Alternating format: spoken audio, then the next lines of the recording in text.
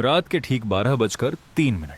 कच्छ के रण से सटे एक सुनसान किनारे पर एक मछुआरा अकेला खड़ा है, हाथ में एक जाल और सामने अंधेरे में दो साएं तेजी से उसकी तरफ बढ़ रहे हैं। अगर अगले 30 सेकंड में उसने सही फैसला ना लिया तो शायद वो सुबह का सूरज ना देख पाए। अब वापस चलते हैं 10 महीने पीछे, वहां से जहां ये कहानी असल में शुरू हुई थी। एक ऐसी जगह से जहां किसी को शक तक नहीं था कि एक मामूली सी मछली के जाल की गांठ में इतना बड़ा राज छिपा हो सकता है। गांव का नाम नक्शे पर एक धुंधली सी बिंदी जैसा था, लेकिन क्रीक के रास्ते सरहद वहां से सिर्फ 15 किलोमीटर दूर थी। ये इलाका समंदर और दलदल से घिरा हुआ कोस्ट गार्ड और बीएसएफ दोनों की नजर में रहता था। कभी किसी संदिग्ध नाव की खबर, कभी रडार पर कोई हलचल, कभी अचानक गश्ती बढ़ जाती, मगर ज्यादातर वक्त सब कुछ शांत ही दिखता।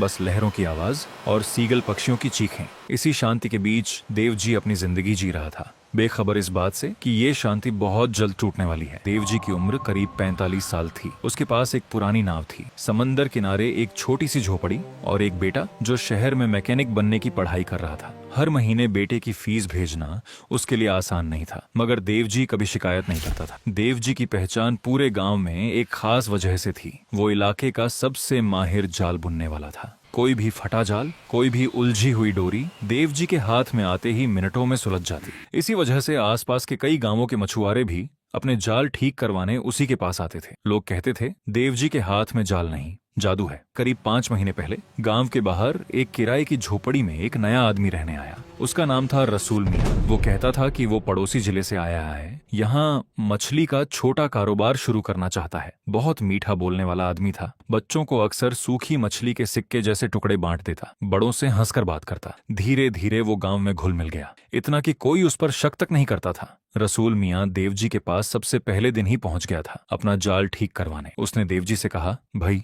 आपके हाथ का जाल तो जैसे जादू है, ऐसा मजबूत जाल किसी और के पास नहीं। मुझे तो बस आप ही से बनवाना है, चाहे जितने पैसे लगें। देवजी को ये सुनना अच्छा लगा। धीरे धीरे दोनों में दोस्ती बढ़ने लगी। रसूल मियां हफ्ते में 2-3 बार देवजी की झोपड़ी पर आकर बैठता, चाय पीता, इधर उधर की बातें करता। शाम रसूल मियां ने बड़े इत्मीनान से पूछा, भाई सुना है क्रीक के उस तरफ कोस्ट गार्ड की गश्ती इन दिनों बढ़ गई है? देवजी ने बिना सोचे जवाब दे दिया, हाँ भाई, पिछले हफ्ते से हर मंगलवार और शनिवार रात गश्त निकलती है, ठीक 12 बजे।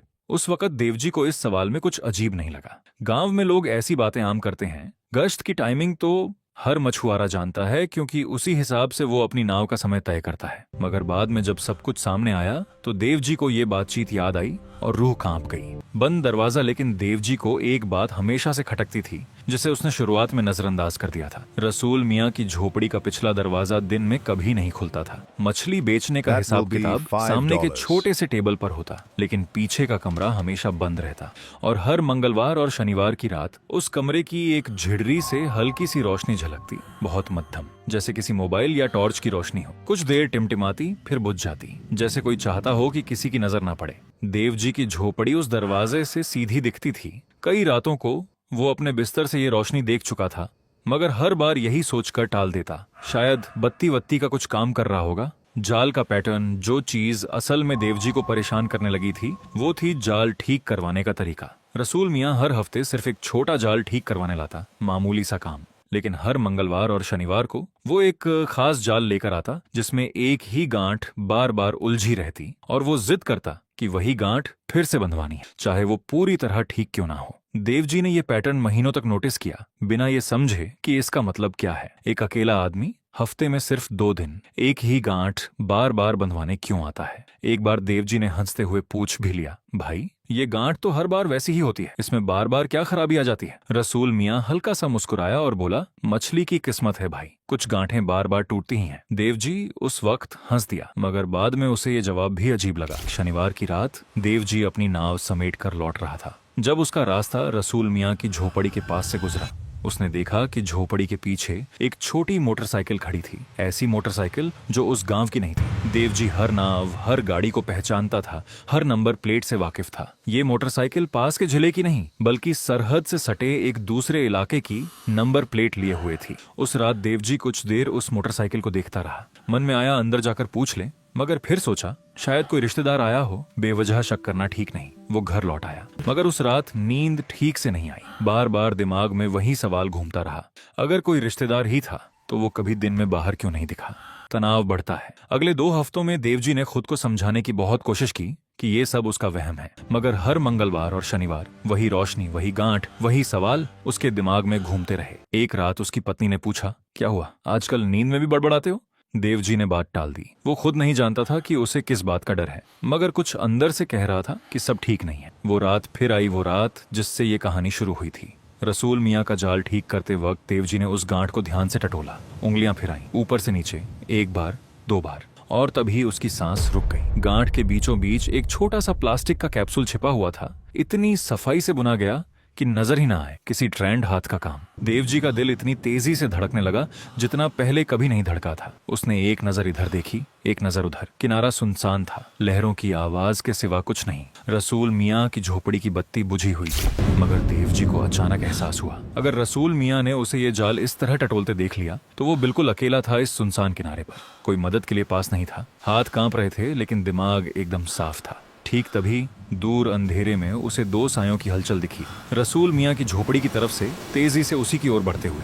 यही वो पल था जिससे कहानी शुरू हुई थी। देवजी के पास सोचने के लिए सिर्फ कुछ सेकंड थे। उसने जाल को कपड़े में लपेटा और पगडंडी के रास्ते, नाव की तरफ नहीं बल्कि सीधे गांव की ओर दौड़ पड़ा। पूरे रास्ते देवजी की नजर बार बार पीछे जाती रही। हर कदम पर लगता कोई पीछे आ रहा है। सांसें फूल रही थी, दिल जैसे गले में अटका हुआ था। एक पल के लिए मन में आया, क्या पता मैं गलत हूँ, क्या पता ये सब मेरा वहम हो। फिर उसने वो कपड़े में लिपटा जाल महसूस किया जो उसके हाथ में था। नहीं, ये वहम नहीं था। बाद में पता चला कि वो दोनों साएं असल में रसूल मियाँ के दो गांव वाले परिचित थे जो रात की मछली पकड़ने निकले थे। मगर उस पल देवजी को ये नहीं पता था, और यही अनजान डर उसे सही फैसले तक ले गया। देवजी सीधे गांव के सरपंच के घर पहुंचा, हांफते हुए। हाथ अब भी कांप रहे थे। सरपंच ने जाल को गौर से देखा, कैप्सूल को निकाला और उसका चेहरा फक पड़ गया। सरपंच ने फौरन पास की तटरक्षक चौकी को खबर की और वहां से मामला कोस्ट गार्ड, इंटेलिजेंस और सीमा सुरक्षा बल के अधिकारियों तक पहुंच गया। रात के 1:30 बजे 3 गाड़ियां गांव में दाखिल हुईं, बिना किसी हॉर्न या शोर के। उस कैप्सूल के अंदर एक माइक्रोचिप थी जिसमें गश्ती नावों की सही टाइमिंग, क्रीक के उस हिस्से का नक्शा और सबसे खतरनाक, अगले हफ्ते होने वाले एक ज्वाइंट ऑन ऑपरेशन की पूरी जानकारी दर्ज थी। अगर ये चिप सही हाथों तक पहुंच जाती तो जो जवान उस रात गश्त पर निकलने वाले थे वो शायद वापस ना लौटते। ये सिर्फ एक जासूस की कहानी नहीं थी, ये उन सैकड़ों परिवारों की जिंदगी का सवाल था जिनके बेटे उस क्रीक के किनारे पहरा देते थे। उसी रात इंटेलिजेंस टीम ने रसूल मियाँ की पूरी बैकग्राउंड खंगाल ली और जो सामने आया उसने सबको चौंका दिया। रसूल मियाँ कोई मामूली मछली बेचने वाला आदमी नहीं था। वो एक ऐसे नेटवर्क का हिस्सा था जो सरहद के पास तैनात सुरक्षा बलों की हलचल की जानकारी इकट्ठा करके एक छोटी सी चिप में छिपाकर मछुआरों के जाल के जरिए दूसरे एजेंट तक पहुंचा देता था। कोई फोन कॉल नहीं, कोई डिजिटल ट्रेस नहीं, बस एक जाल की गांठ। यही वजह थी कि हफ्ते में सिर्फ 2 दिन वो उलझी हुई गांठ वाला जाल लेकर आता ताकि चिप बदलने का एक साफ सुथरा बहाना बना रहे। और जिस इंसान के हाथों से ये सब होता था उसे कुछ पता नहीं था। देवजी बस एक जरिया था, एक अनजाना भरोसेमंद जरिया। उस रात जब रसूल मियाँ अपनी झोपड़ी में गहरी नींद में था, उसे जरा भी अंदाजा नहीं था कि बाहर क्या हो रहा है। अंधेरे में गाड़ियां आकर रुकी, कोई शोर नहीं, कोई हंगामा नहीं, बस कुछ खामोश कदम, एक दरवाजे पर दस्तक, और वो रात जो रसूल मियाँ के लिए आखिरी आजाद रात साबित हुई। पूछताछ शुरू होते ही रसूल मियाँ ने पहले सब कुछ नकारने की कोशिश की, मगर जब उसे बताया गया कि जाल की चिप बरामद हो चुकी है तो उसकी हिम्मत टूट गई। पूछताछ में पता चला कि वो करीब 4 साल से इस तटीय इलाके में सक्रिय था और उसने जानबूझकर देवजी से दोस्ती बढ़ाई थी, क्योंकि एक जाल बनाने वाला हर मछुआरे का भरोसा जीत लेता है, हर नाव की टाइमिंग जानता है और किसी को शक नहीं होता। उसने ये भी कबूल किया कि उसने जानबूझकर देवजी से गश्त की टाइमिंग जैसे मामूली सवाल पूछे थे ताकि बिना शक जताए जरूरी जानकारी जुटा सके। जब अगली सुबह गांव वालों को पता चला कि रसूल मियाँ असल में कौन था तो किसी को यकीन नहीं हुआ।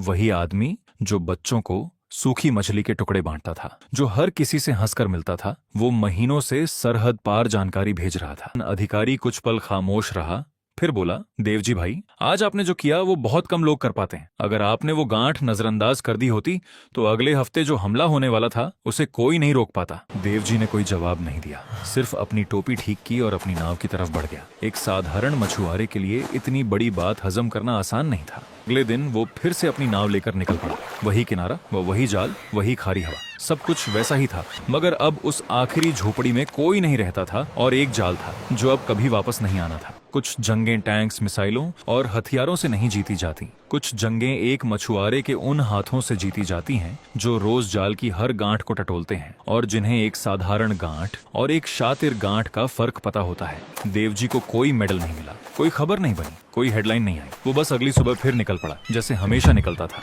पूछताछ में एक और बात सामने आई जिसने पूरे मामले को और गंभीर बना दिया। रसूल मियां अकेला नहीं था, और सबसे चौंकाने वाली बात ये थी, इस नेटवर्क में सिर्फ ट्रेंड एजेंट्स नहीं थे, कुछ और लोग भी शामिल थे जिन्हें खुद नहीं पता था कि वो किसके लिए काम कर रहे हैं। आम लोग, भरोसेमंद लोग, बिल्कुल देवजी जैसे। एक ऐसा ही नाम सामने आया जिसका ताल्लुक खुद उसी गांव के एक और परिवार से था, और जब वो नाम अफसरों ने पढ़ा तो कमरे में सन्नाटा छा गया। मगर उस नाम की पूरी कहानी, उन धागों की जड़ें कहां तक फैली थीं, ये एक अलग कहानी है। एक और बंद फाइल जो जल्द ही खुलने वाली है। 14:10। CTA दोस्तों, अगर ये कहानी आपको पसंद आई हो तो वीडियो को लाइक करना और चैनल को सब्सक्राइब करना मत भूलना, क्योंकि ऐसी ही और भी छुपी हुई फाइलें जल्द खुलने वाली हैं। और अगली फाइल में वो नाम भी सामने आएगा जिसे सुनकर आप हैरान रह जाएंगे।